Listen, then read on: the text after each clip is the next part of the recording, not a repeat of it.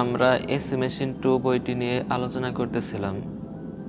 এ পর্যায়ে আমরা চতুর্থ অধ্যায়ের গাণিতিক সমস্যাবলী দেখব ইনশাআল্লাহ। আমি প্রতিটি অধ্যায় কোনো বেসিক ছাড়া শুধুমাত্র সূত্র প্রয়োগের মাধ্যমে ম্যাথ করানোর চেষ্টা করেছি এবং একদম সহজ নিয়মে করানোর চেষ্টা করেছি, আর এই নিয়মই সবচেয়ে সহজ। আজকেও তার কোনো ব্যতিক্রম হবে না। আমরা কোনো বেসিক ছাড়া শুধুমাত্র সূত্র প্রয়োগ করে কিভাবে ম্যাথগুলো সমাধান করব সেটা দেখব। এই অধ্যায়ে ম্যাথ খুব বেশি নেই, এটা সংক্ষিপ্তের জন্য কমন, রচনামূলক প্রশ্নে এগুলো থাকে না। এই অধ্যায় থেকে আমরা একটি এই ম্যাথটা সমাধান করব। এটা করলে সবগুলাই করতে পারবেন সবাই ইনশাআল্লাহ। এই অধ্যায় করতে গেলেও কিছু সূত্রের প্রয়োজন, এগুলো আগে দেখে নেন। আপনাদের কাজ হবে এই সূত্রগুলো ভালোভাবে লিখে মুখস্থ করে এরপর এই সমাধান ভিডিওটি দেখা। চলেন তাহলে আমরা আমাদের গাণিতিক সমস্যাগুলিটি সমাধান করি।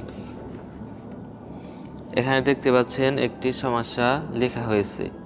কি বলা হয়েছে? এতে বলা হয়েছে 2000 kilo volt ampere 2300 volt 3 phase অল্টারনেটরের প্রতি 2 লাইনের ডিসি রেজিস্ট্যান্স এত, এর পাওয়ার ফ্যাক্টর 0.8 ল্যাগিং এবং শর্ট সার্কিট কারেন্ট 204 অ্যাম্পিয়ার।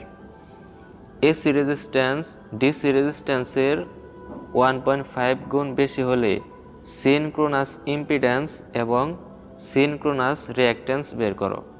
আমাদের প্রথম কাজ হচ্ছে কি কি দেওয়া আছে সেটা লিখে নেওয়া।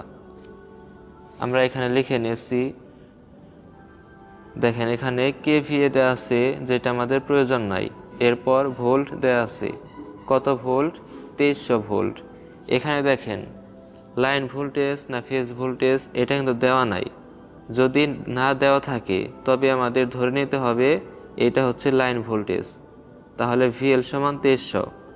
এরপর ফেজ, এটা আমাদের দরকার নেই, তারপরেও লিখেছি, না দরকার হলে লিখলেও সমস্যা নেই। এরপর কি দেওয়া আছে? প্রতি 2 লাইনের ডিসি রেজিস্ট্যান্স 0.8 ওহম। আরটিসি দ্বারা ডিসি রেজিস্ট্যান্স বুঝেছি, এটা 0.8 ওহম দেওয়া আছে। এরপর পাওয়ার ফ্যাক্টরে আমাদের কাজ নেই। এখানে শর্ট সার্কিট কারেন্ট, এখানে আপনাদের শুধু কারেন্টও থাকতে পারে, এতে ঘাবড়ানোর কিছু নেই। কারেন্ট কত দেওয়া আছে? 204 অ্যাম্পিয়ার। এখানে লিখেছি আই সমান 204 অ্যাম্পিয়ার। এই পেজটাতে আমরা রাফ করব।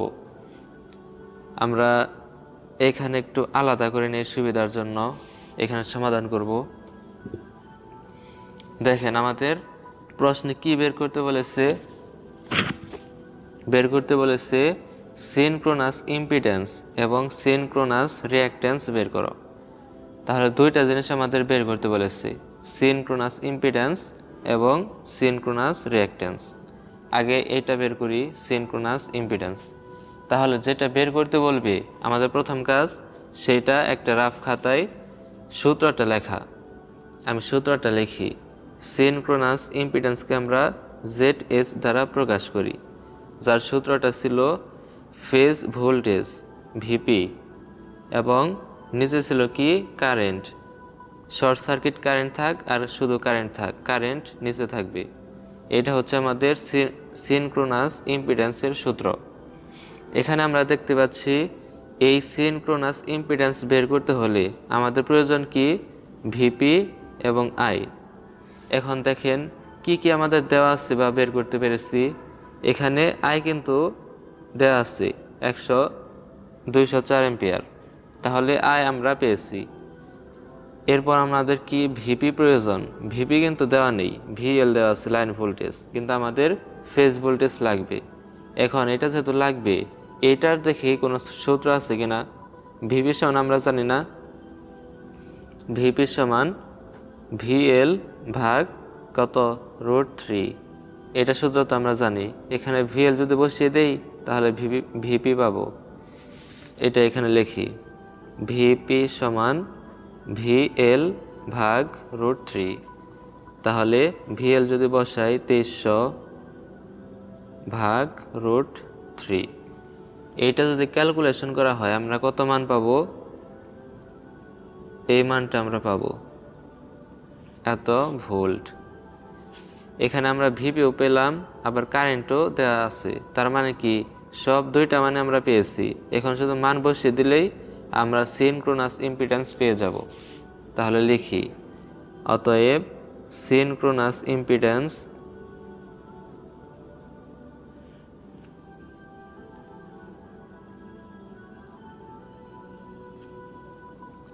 ZS সমান ভিপি ভাগ আই।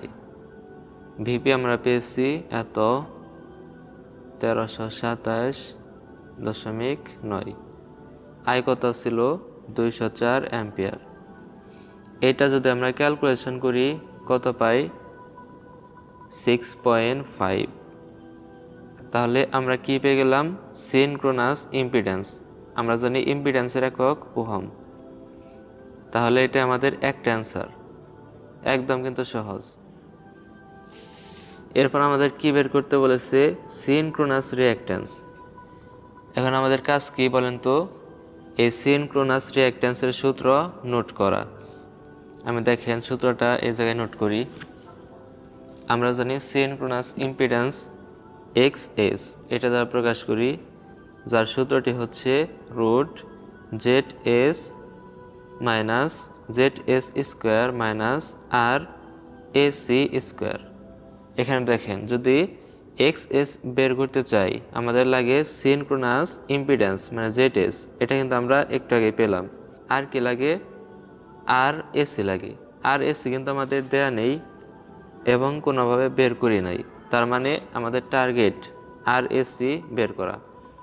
কারণ RACর সূত্র আমরা কি জানি, RAC সমান RDC গুণ বর্ধিত অংশ, এটা ছিল বর্ধিত অংশ, আর ভাগ ছিল 2। এটা দেখবেন সূত্রে লেখা আছে। এখন দেখেন এনে বলেছিল এসি রেজিস্ট্যান্স মানে RAC ডিসি রেজিস্ট্যান্সের 1.5 গুণ বেশি হলে 1.5 গুণ বেশি হলে, তাহলে ডিসি রেজিস্ট্যান্স 0.8 দেওয়া আছে। আর বর্ধিত অংশ বলতে কি বুঝিয়েছি, এখানে যে 1.5 গুণ বেশি এটাকে আমি বর্ধিত অংশ বলেছি। তাহলে আমরা এখানে করি RAC সমান RDC কত 0.8 গুণ বর্ধিত অংশ কত 1.5। এখন নিচে সূত্রে 2 কিসের জন্য দিয়েছিলাম, কারণ প্রতি 2 লাইনের ডিসি রেজিস্ট্যান্স দেওয়া ছিল, সেজন্য আমরা 2 দ্বারা ভাগ করলাম, 1 লাইনেরটা পেয়ে গেলাম। এটা ক্যালকুলেশন করা হলে আমাদের মান আসবে কত, আমাদের মান আসবে 0.6 ওহম। 0.6 ওহম। আমাদের সূত্রে কি ছিল, এখানে ছিল ZS RAC, দুইটার মানে কিন্তু আমরা পেয়ে গেছি।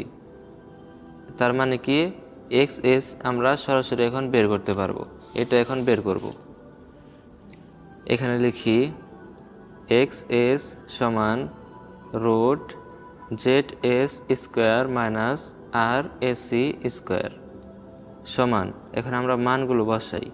ZS কত পেয়েছিলাম 6.5 স্কোয়ার মাইনাস RAC কত পেলাম 0.6 তার হোল স্কোয়ার। এখন এটা যদি আমরা ক্যালকুলেশন করি পাবো 6.472 ওহম। তাহলে আমাদের সিনক্রোনাস রিঅ্যাকট্যান্স এটাও বের হলো, এখানেই অ্যান্সার। এই ছিল আজকের গাণিতিক সমস্যাবলী, একদম কিন্তু সহজ। যতগুলো আছে এই রিলেটেড সবই, একটা পারলে সবই পারা যায়। তাহলে ইনশাআল্লাহ এই ভিডিও থেকে আপনারা খুব সহজেই একদম সহজ নিয়মে কীভাবে করতে হয় সেটা বুঝে গেছেন। যদি ভিডিওটি ভালো লাগে এবং উপকৃত মনে হয় তাহলে আপনাদের অন্যান্য যারা শিক্ষার্থী আছে তাদের কাছে ভিডিওটি শেয়ার করবেন। আর আমাদের ফেসবুক পেজ রয়েছে, সেখানেও যুক্ত হতে ভুলবেন না। আরও অন্যান্য বইয়ের যদি ভিডিও লাগে তাহলে কমেন্ট করতে পারেন। এখানে আজকের ভিডিও শেষ করছি। আসসালামু আলাইকুম।